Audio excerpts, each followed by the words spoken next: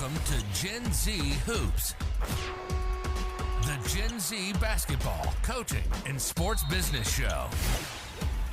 On this podcast, you'll learn from professional players, coaches, and executives from all over the world and see the court in a brand new way.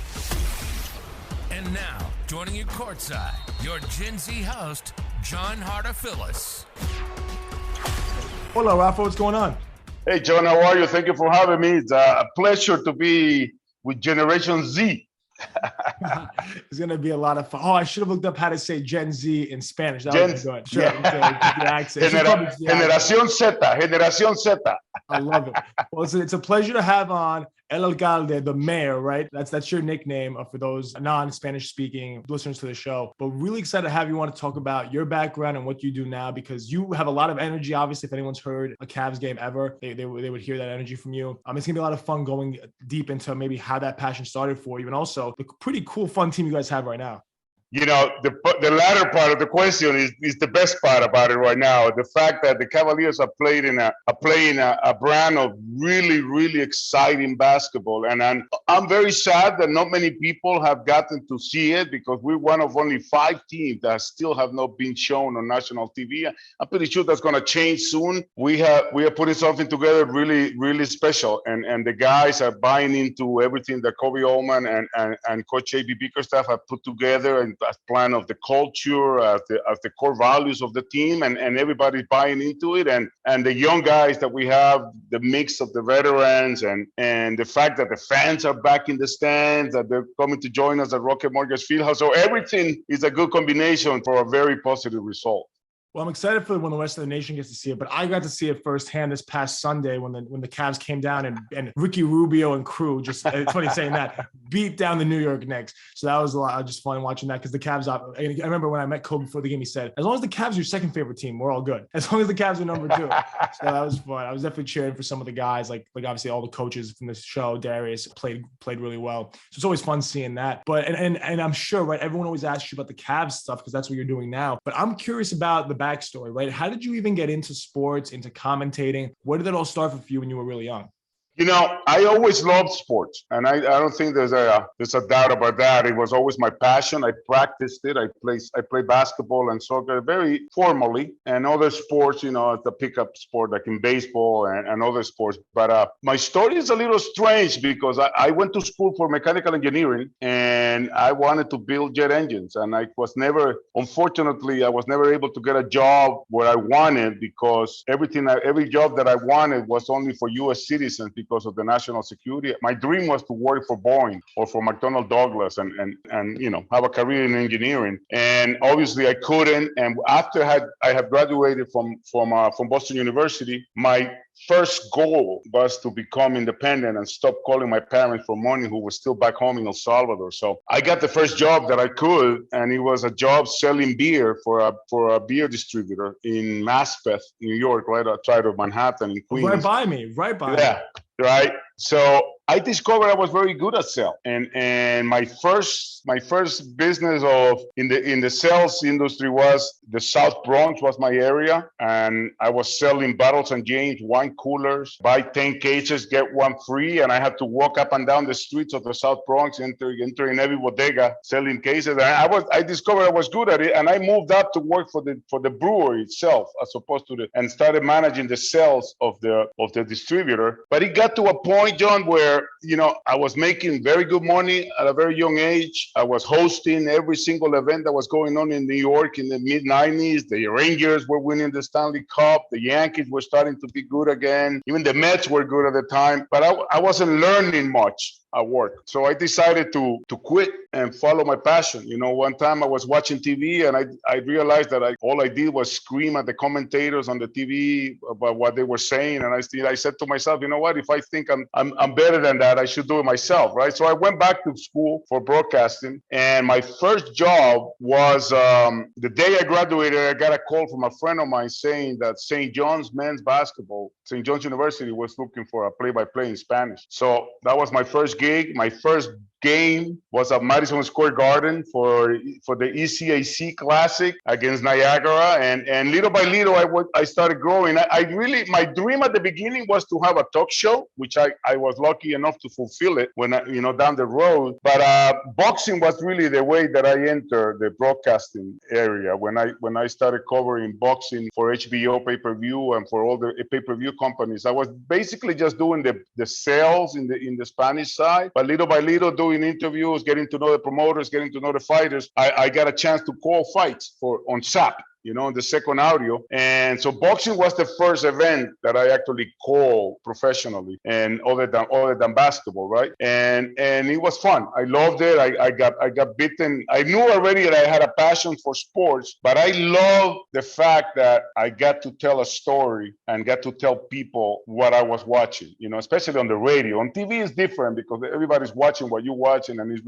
you're not really telling anybody any other than stats or anything. But on the radio, it's amazing because you're people's eyes, and it's a matter of how well you prepare and how well you tell the story to be able to bring people. My goal has always been to bring people into the scene of the action, right? It doesn't have to, it includes putting the effects so they can hear the net or the sneakers squeaking on the court, but also to be able to put them in the arena. So that's the most fun part of it. And I grew little by little in the industry, and somehow, by the grace of God, the best decision I ever made was finally come into this side and work for a team. For so many years after doing boxing, I got a job at Univision, and I was part of the group that created I like to say the first successful national radio network, because there were some others that had tried to do a Spanish radio network nationally, and they weren't successful. And we were, and I became the sports director for the network. Through the years, we had the rights. I acquired the rights to call the NFL games, everything but the games at 1 o'clock and the 4 o'clock on Sundays, everything else that is national. So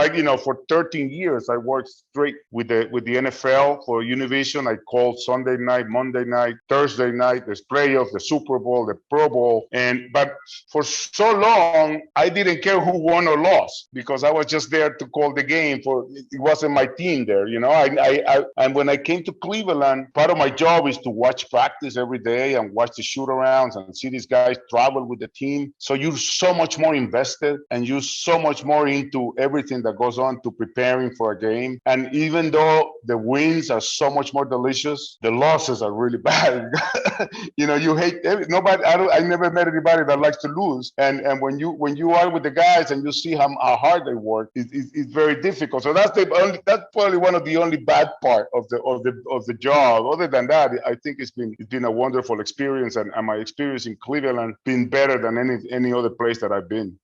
There's so much to unpack there, and so many different turns or really pivots in your career that I really want to unpack. My first one in terms of just how you always got better to always take your game to the next level. You mentioned going back to school and stuff like that, but it's not easy. It's very difficult to bring someone into the action, especially over radio. So how did you get better at that? Whether it was school or something or some other avenue? No, you know what it is? You quickly discover, and I'm sure you know this, that in our business, preparation separates. I always say preparation is the separation, right? It separates the good guys from the guys that really want to get better. And I listen to myself a lot. I'm probably my worst critic. I come home after a game, and luckily here in Cleveland, we get to put my signal on the SAP feed of Bally Sports Ohio. So I get to watch the game and listen to myself at the same time. So I cannot judge my own call, see if I was on the play, see if I missed something, because sometimes you get so excited you miss the little bounce pass or the behind the back or something. So I think the biggest key for anybody is to prepare yourself. There's always so many stories. That's one of the things that I discovered working with the NFL, because I always dreamt of being like Jim Nantz and Bob Costas, who could do any sport. That was my goal right off the bat. I didn't want to marry myself to one sport, and I've been so lucky that I'm the only Hispanic broadcaster to have called the finals of all major sports and the Final Four. So, and I've done boxing, I've done UFC. I've been lucky about that. But part of it is, because you have to prepare, and And when you work for the NFL, for example, on Wednesday you get a FedEx package with the notes for every team, and then you realize that we all get the same materials. It's just a matter of how much you prepare to tell the story on Sunday, and how ready you are when something happens, and if you follow in. So I think preparation is never ending. It's always room to be better, and just being your own critic, I think, is the most important, has been the most important thing for me. Oh, I love that. I mean, that entire thing about preparation is so important to think about and to always make sure we're doing, not just in basketball or in broadcasting. That's a life thing, right? So that's super interesting thinking about that. But you mentioned a little bit earlier about how you were thankful you started working on the team side as opposed to the network side. And just now, right, you mentioned how you get the big FedEx thing in the mail with all the notes for the entire league and keeping it up to date with it. So what were the main differences there between working maybe with the team side that you're doing now and maybe what you started off with, kind of doing all these different sports, all these different events? The difference, I think it is that when you see things happening on the field or on the court, when you have spent the morning on the day before, you understand it a little more. We have the luxury as Cavaliers employees and being part of the team that we get to see things that sometimes most times we don't get to share it with everybody.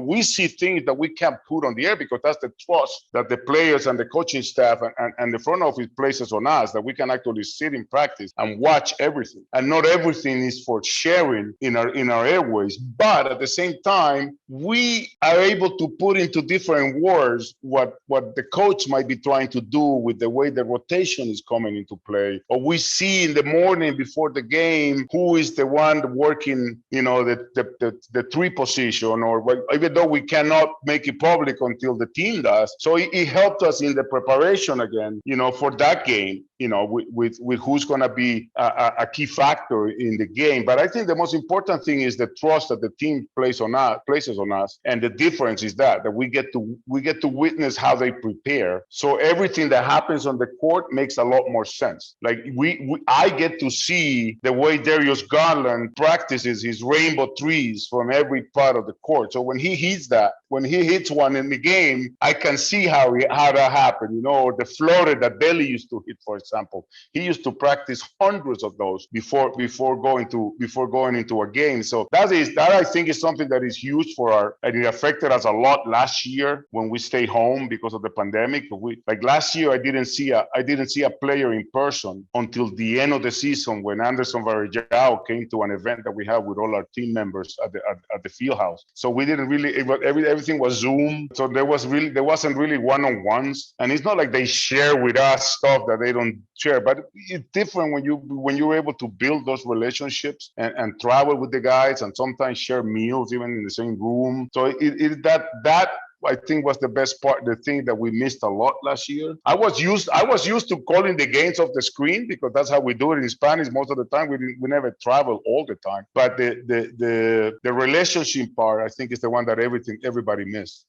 That's a huge part of it, and something that everyone always talked about when it came to last season, and the difficulties that existed there. And obviously this year we're blessed to be able to get back in person, and we get to fix that and see each other. And it's so cool you travel with the team. I wish we had done this show maybe just a week earlier. I would have seen you when you could come to New York. That would have been a lot of fun, but there'll be another game soon, which I'm definitely looking forward to that. But you've what I'm really impressed by is you've had all these goals for stuff and you keep on hitting them, whether it's broadcasting for all the major sports and things like that. But the one that we kind of glossed over and we kind of skipped past was your talk show. So I'm curious, that was a goal you had at the beginning, and I want to know how that came to life.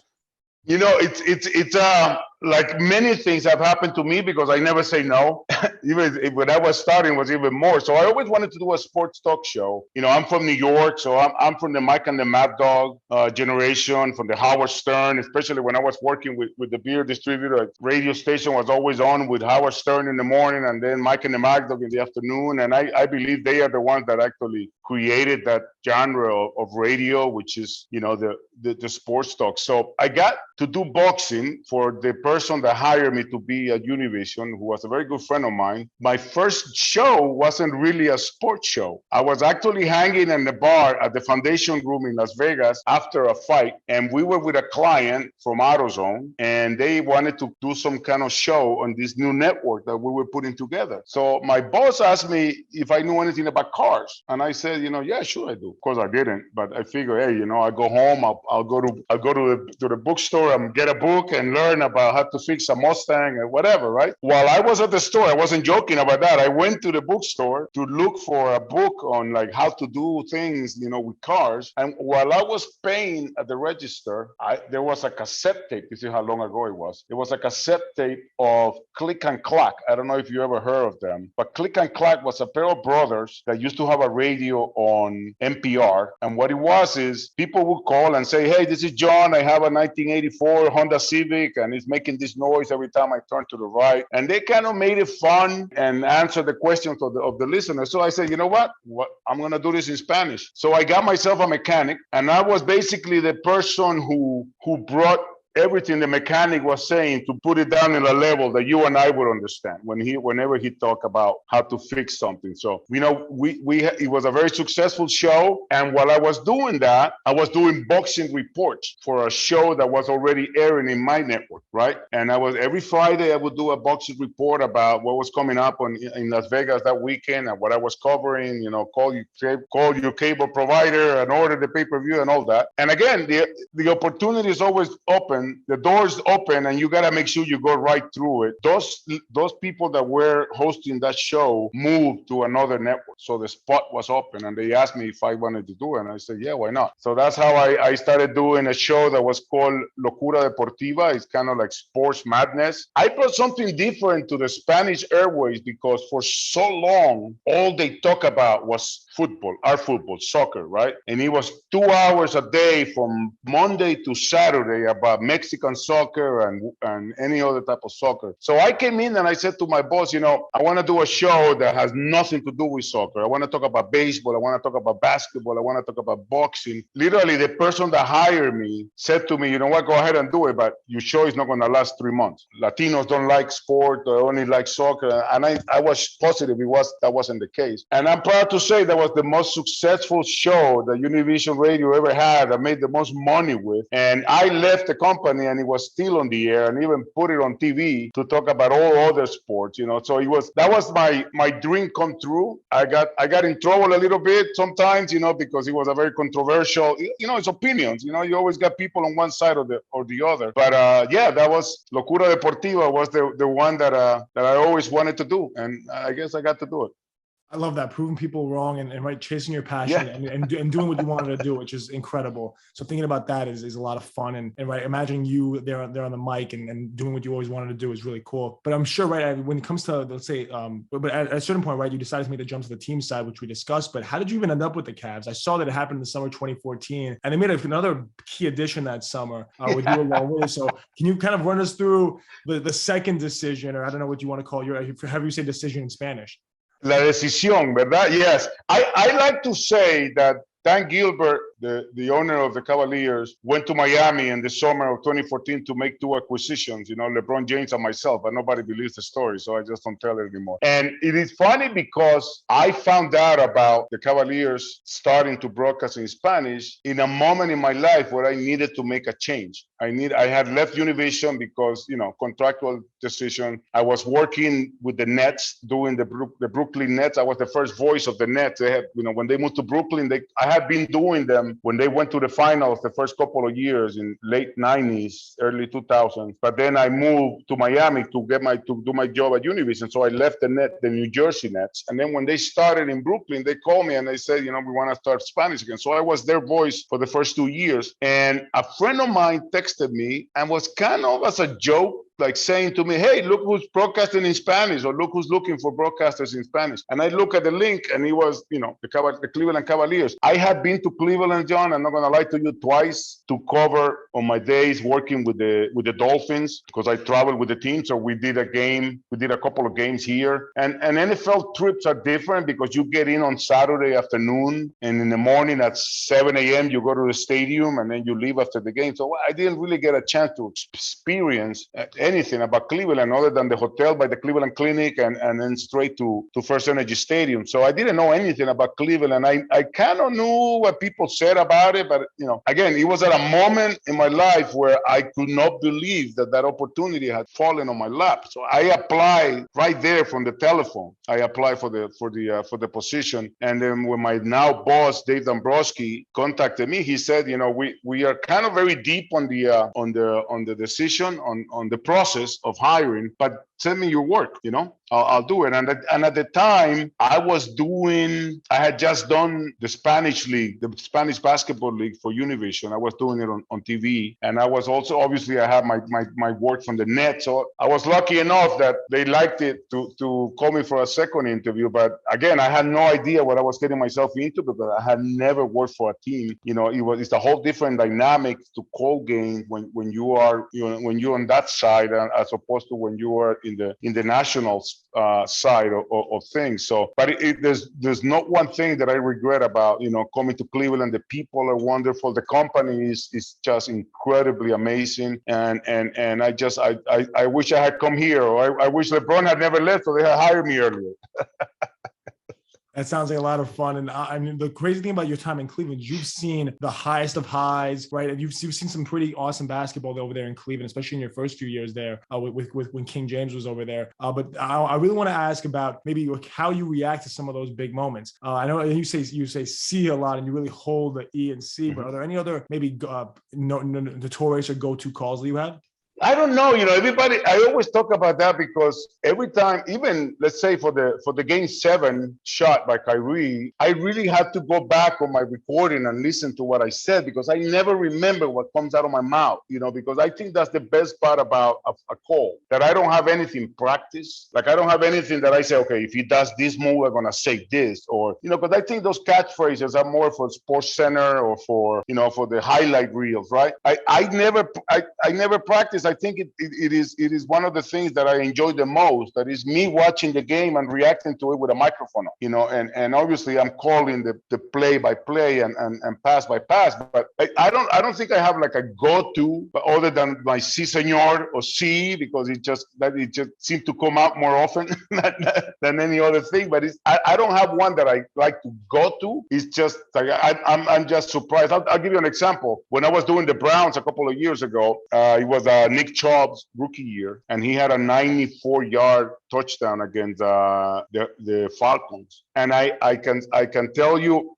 God honest truth, that I have never watched the movie Terminator from beginning to end. Obviously, I know about the phrase. So for some reason, like when he was in the 50-yard line, I say "Hasta la vista, baby," and that's what came out of my mouth because that's what I was watching generated in me. Just to say, he's gone, right? He's 94 yards, he's gone. So I like that, and when I'm watching basketball or any sport, I like the natural nature of it. They're not prepared. They're not scripted act of calling a game, because sometimes there are some people that like the phrases to go to, and there's some of them that are great at it, like Dick Vitale. I mean, you want him to go and say, "Talk it over, baby," or, he's a diaper dandy, whatever he calls them. So that's a different breed. But when you're doing play-by-play, I think it's best when it comes out natural. And I think the audience recognizes that and they like that a lot more than something prepared and scripted.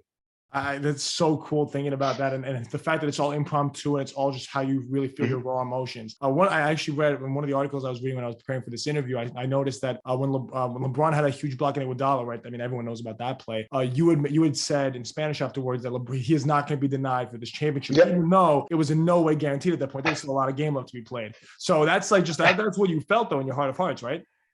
I think, and that you hit it right on the nose, because in that play, I have to go back and listen to it. And of course, I said, huge block by LeBron, and he came out of nowhere. Nobody saw him, right? Everybody's hoping for JR to make the block or maybe the foul. And he was huge on that play because that little half a second that he made Iguodala hesitate gave LeBron a chance to get from free throw line to free throw line to make the block. But I always say, I don't know what like listening to it, it's like, what would make me think that the Cavs were even winning the game? Because first of all, they were tied forever at 89, right? In that game, it was like probably one of the most beautiful games I ever watched, but probably the worst 3-4 minutes of basketball ever played by both teams in a Game 7 final. You know, bricks, air balls, turnovers, everything anything you want to call it. But that's what came out of that's what came out of my mouth. You know, nobody's gonna deny, you know, the title. Nobody's gonna take the title away from LeBron, were my exact words, because that's how I felt. That, you know, we have played the Warriors forever in those years, and you always knew that the Warriors had that run in them where they usually put the games away. And I never really thought we were out, but I also was never comfortable that we were gonna win it until they were putting the ball in bounds with like 4 seconds to go, and we were up 4. And I remember looking to my left, and John Michael, who is now the TV play-by-play, was doing the radio then. And I remember I kind of like mumbled to him like, "We're gonna win this thing," you know. I can't believe we're gonna win this thing. But it is. I was just another fan, you know, with a microphone on. And I think that's the only difference.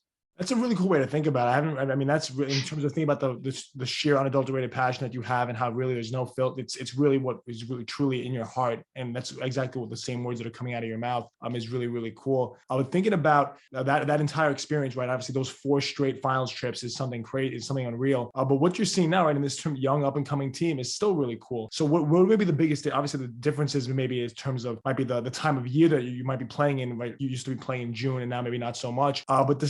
But there's a vibe of just like excitement of, okay, what can this team do? That's gonna be a lot of fun. I think the most fun part about it is that we're finally seeing the fruits of what the last 4 years, of what we have been through in the last 4 years. And I think everything has a purpose, everything has a reason. And I think Kobe Altman has done an amazing job with his vision of where he wants to go with this team, doing a really good job picking players wherever we have had the luck of landing. I don't think we had luck until this year that we ended up picking probably the best player and the player we wanted in the draft. But just putting pieces together. And one of the things that Kobe has always said was, you know, we want people that want to be here in Cleveland. We want people that want to be part of this, and people that kind of resemble what the city is about. You know, it's a blue collar town that supports the team no matter what. You know, I know everybody says Cleveland is a football town, but trust me, when the Cavs are showing that they're winning, people get excited about it, and then they're finally seeing that. They're finally seeing the fruits of the I don't want to say suffering, but the moments that we have been living for the last 3 years. And the fact that we have a starting 5 that is under 25, and they are building something that I think they see themselves as part of, and not just like a part of the building process, but a part of what's going to become, you know, and the fact that JB Bickerstaff has really done a great job getting through these guys and getting them to believe in what he wants to do with them, what he wants them to do. And, you know, the little pieces of additions, the amazing trade at the draft, on draft night of Ricky Rubio. I mean, we saw him at Madison Square Garden, but he's been doing that all season. You know, he has doubles off the bench. He has stepped in as a starter. The moment he came in, the first thing he said was, you know, I'm just waiting to meet with JB, and he's going to tell me what my role is going to be, and I'm going to do it. And this is from a guy who almost single-handedly beat the U.S. in the Olympics in Tokyo, right? He put 38. Everybody says career night for him at the Garden. He scored one more point in Tokyo against Team USA. So, you know, Kevin Love, he's right now in the protocol, but he has really shown the ability that I don't think many veterans have to go from being a starting position and part of the championship to just doing what he can off the bench and being that example to the young core. Larry Markkinen, another great trade. You know, obviously we all hated losing Larry Nance Jr., but when you look at it, everybody ended up in a better position. We are a better team. He's playing a position that he never played in his life, buying into it, believing what coach is telling him that he can be that defensive force, you know, for us. And unfortunately, again, you know, you got to deal with the things that the NBA and any sport has, which is injuries, and especially in this era of COVID, and, the protocols and everything. But what we have right now, John, is it's something that people are starting to appreciate, and people are going to be able to see that we are a fun team to watch. We're not going to win them all, right? Nobody does, except for the Bulls that won, 72 games. But we are going to be a team that is going to compete every night. We're going to be a team that is going to be probably the hardest playing team, and we're going to surprise a lot of people this season. I think that's the most exciting part about it. It's funny hearing you and talking about a team that won the most games. You mentioned the Bulls instead of the Warriors. Obviously, you guys had a good part in. Well, because 73 don't mean a thing without the ring. Exactly. So it's funny hearing you kind of omit that. It was pretty funny hearing that. But right, it's still like what you're doing now is so cool, and the team you guys have right now, the excitement is palpable. But it's maybe and what you're doing now is so cool. But Spanish broadcasting wasn't always looked at the way it is now, where it's more prevalent, right? When you first started, it wasn't maybe as shown or as rampant as it is now. So what's your advice for broadcasters starting now that maybe want to get into broadcasting and Spanish is their main language? How would you give them some advice to find success the way you did?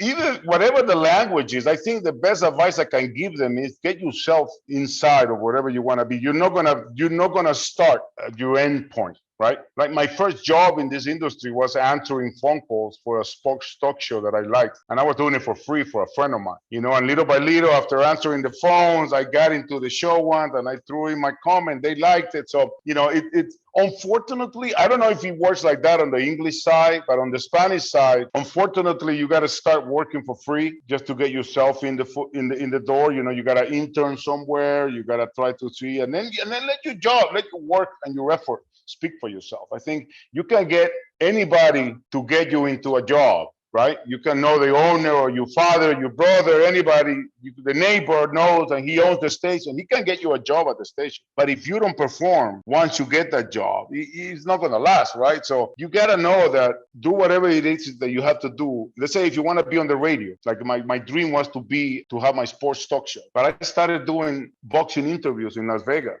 talking to people that I probably never heard of before, but I had to prepare for those interviews. But I knew where I was going, where I wanted to go, So I think that's the best advice I could give is just start at whatever. If it's radio you want to do. But another thing is for people that want to work in broadcasting, right, and they want to do work in sports, I think one thing that is important to realize is that there are so many different things that you can do in the sports world aside from broadcasting. I know it's the law. I know every fan has a favorite broadcaster, or every fan wants to do or has done a play-by-play at one point or another, right? But there's so many other opportunities to work in communications, to work in analytics nowadays, the computer analytics, video, the film that they study. Eric Spoelstra was the film person for Pat Riley. So there's so many things to do once you get in it, but it's important to get inside whatever you want to do. So intern, find a job, whatever it is that they want you to do at that station or at that team or at that company. Do it at the beginning, and then work your way up, through hard work. That's great advice, and something I hope a lot of our listeners take into account. They heard your story, and the roadmap's kind of there. It's on them to go and do it, and right, there's so much excitement in that pursuit of those goals. So, Rafa, I really want to thank you for coming on the show and sharing all this insight with us. What you're doing now is super cool, and the story of how you got there is even better. So I really want to thank you for that and sharing all that with us, and I hope you have a great rest of your evening and a great season for the Cavs. Thank you, John. I really appreciate it. And I'm really hoping that you guys get to see our brand of basketball soon on a national level, because we are a fun team to watch. I mean, I'm not lying to you. You're going to remember when I tell you that we are a fun team to watch. Win or lose, we're going to be there. We're going to give it all we have. And I'm really hoping that everybody gets to at least see us once. Hasta la vista, baby. Take care, man. Thanks for listening to Gen Z Hoops. Make sure to follow, like, and subscribe on Instagram, LinkedIn, and all major social media platforms at Gen Z Hoops. You can tune in and subscribe on Apple Podcasts, Spotify, YouTube, and every other podcast platform on the planet. Get ready for the next episode.